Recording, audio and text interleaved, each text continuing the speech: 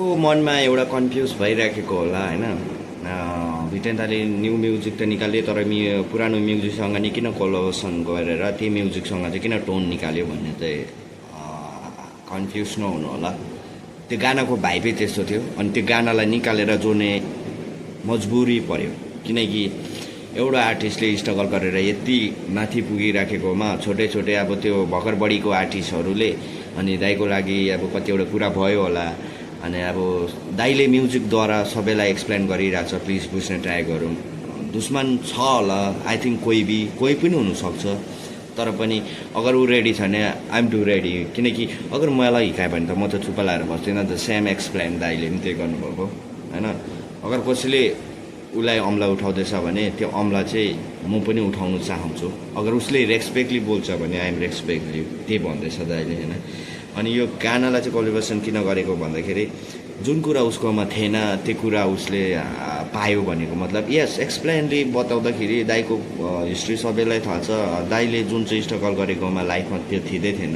दाइले मेहनत गरेको अनुसारको नसोचेको कुरा उसले पायो। अहिले सोचौँ भने प्रायः जस्तो हामी इन्डिया बसेको मान्छेलाई प्रायः जस्तो किङ हामीलाई ऱ्यापमा नेपाली आर्टिस्टमा भिटेन नै लाग्छ। भिटेन दाइ नै किनकि एकदम लेजेन्ड हो होइन। एकदम लेजेन्ड हो अनि एकदमै अब उसको जति भने उति कमी हो होइन। एकदमै लेजेन्ड हो त्यही भएर भन्न चाहन्छु। धेरै बोल्यो होला मेरोबाट यति नै हो अनि हामी भिडियो स्टार्ट गर्न चाहन्छौँ र म भिडियोमा एक शब्द पनि बोल्ने छैन किनकि मलाई स्टप गरेर भिडियो हेर्नु पनि मन लाग्दैन। त्यो बिचमा आएर एक्सप्लेन गर्नु छैन त्यही भएर मैले अगाडि नै एक्सप्लेन गरेको। हजुरहरूलाई कस्तो लाग्यो प्लिज कमेन्टमा बक्समा बोलिदिनु होला। धन्यवाद। स्टार्ट गरौँ। Let's go. I found your phone while I was cleaning, and I have it. I hope you get it back.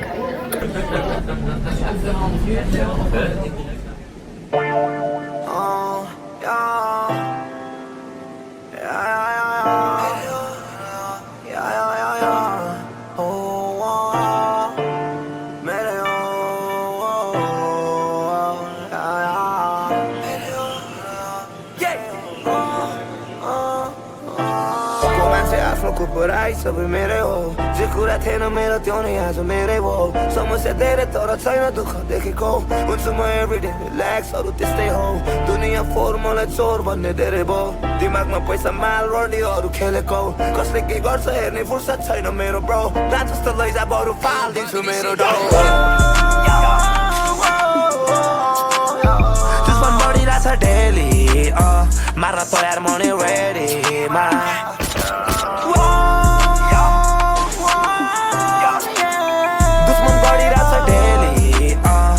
तयार मने रेडीमा। दुई बोतल हाने दिमाग मेरो पुरै खाली भो। रक्सीको जातमा लफडा गर्ने मेरो बानी भो। फमेल जाँदा ल्याङ पर्यो मान्छे हाने यो बौला पारा औँला छिर्यो मेरो साथीको। दुनियाँले हेप्यो इगोमा बस्न थाले म को मान्छे सोझोको हरामी मलाई बालै हो। यो तालमा हिँड्दा अप्ठ्यारो हुन्छ थाती यो चौकी लैजा थुन्दै अर्डर आयो माथिको। के कुरा गर्नु मेरो लाइफको मिल्ने जिग्री साथी बोर्ड पारी गायब हो। आज याद आउँछ मेरो साथी भाइको कोही थियो भेजा कोही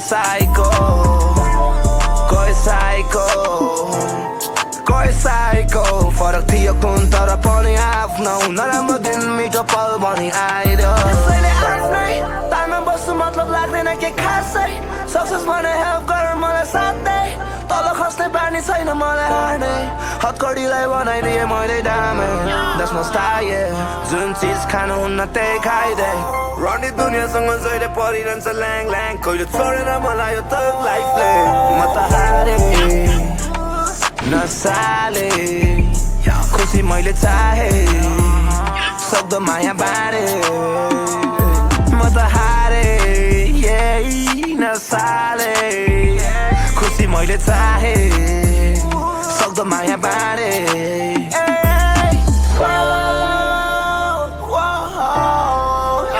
दुश्मन बढिरहेछ डेली मार्न तयार म नै रेडीमा।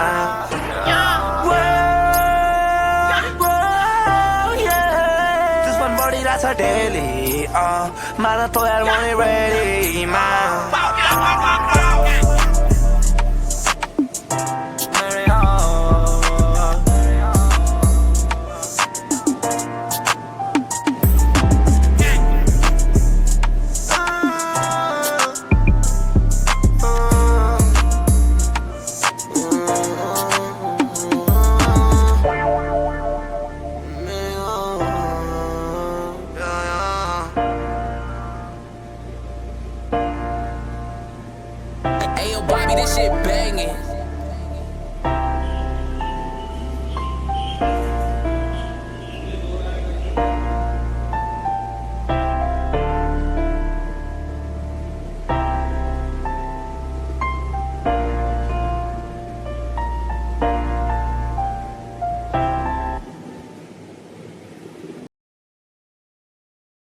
भन्दैछ भने चाहिँ अब होइन दुश्मनहरू लागिराखेको छ होइन तर पनि दाइ चाहिँ अब त्यो पहिला जुन चाहिँ फर्स्ट स्टेप जुन स्ट्रगल गरेर अब यो स्टेपमा पुगेको छ त्यहाँबाट माथिबाट चाहिँ तल जानु चाहँदिनँ अनि आई थिङ्क कसैले मलाई अब राम्रो रेस्पेक्ट गर्छ भने आई गिभ यु रेस्पेक्ट भन्दैछ होइन त्यहाँ कसैलाई नराम्रो भनेको छैन अब म त्यो यति धेरै स्ट्रगल गरेर म माथि पुगिसकेको मान्छे चाहिँ फेरि म ब्याक हुनु चाहँदिनँ यस राम्रो मेसेज हो होइन अनि फर्स्ट इम्पोर्टेन्ट मलाई एउटा बातले छुको भने नि यही हो क्या दाइले जुन चाहिँ स्ट्रगल गरेको हरेकलाई थाहा छैन होइन तर म चाहिँ दाइलाई चाहिँ अब फर्स्ट स्टार्टिङदेखि नै मैले फलो गरिराखेको अनि दाइको धेरै स्ट्रगल छ अनि मैले एकदम क्लियरली मैले हिस्ट्री दाइको मलाई एकदमै थाहा छ अनि दाइले भन्नु खोजेको correct is perfect I think म भएको भए पनि सायद सेम अनि मलाई लाग्छ कि दाइले भनेको कुरा एकदम एक्ज्याक्टली हो होइन आई थिङ्क मलाई लाग्दैन कि नेपालमा दाइ जस्तो चाहिँ एकदम हम्बल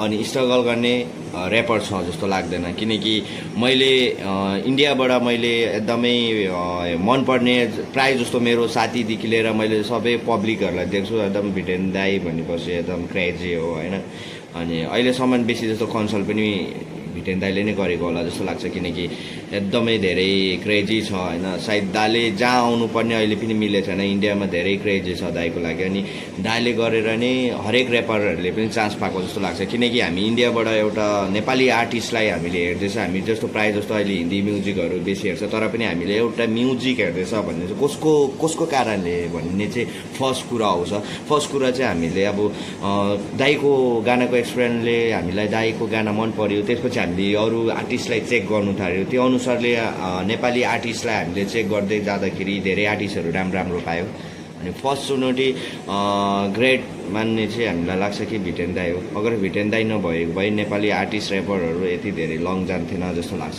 प्लिज मेरो बातलाई अगर अब राम्रो लाग्यो भने तपाईँहरूले एक्सेप्ट गर्नु नराम्रो लाग्यो भने इट्स ओके तर मेरो मनको कुरा मैले भनिदिएको अनि मलाई चाहिँ एकदमै दाइको बात र दाइको ऱ्यापले चाहिँ मलाई एकदमै छुन्छ म कुनै मेरोमा यस्तो कुनै छैन कि मैले अहिलेसम्म म्युजिक दाइको नसुनेको फर्स्ट म आएको बेला नै सुन्छु आइएम क्रेजी म्यान क्रेजी छु दाइको लागि होइन अनि अरू आर्टिस्टलाई पनि म यही भन्नु चाहन्छु कि अल सपोर्टिङ दाइले कसैलाई डिस गर्दैन र दाइले कसैलाई पनि नराम्रो ट्रिट गर्दैन अनि सेम रेस्पेक्ट दाइको जस्तो फलो गऱ्यो भने सायद धेरै अगाडि हाम्रो आर्टिस्टहरू गर्छ जस्तो लाग्छ please go to check first गानालाई के भन्दैछ त्यो बुझिदिउँ है कतिजना आर्टिस्टले डाइरेक्ट भिटेन दाइलाई अब यस्तो यस्तो भनिराखेको सुन्छ कि आई थिङ्क उनीहरू ऱ्यापर हो तर ऱ्यापरको फिलिङ्स बुझ्नु भनेको ऱ्यापरले नै हो अगर ऱ्यापरले नै त्यो कुरा काट्यो भने त आम जनताले त काटिहाल्छ प्लिज ओके अगर हामीले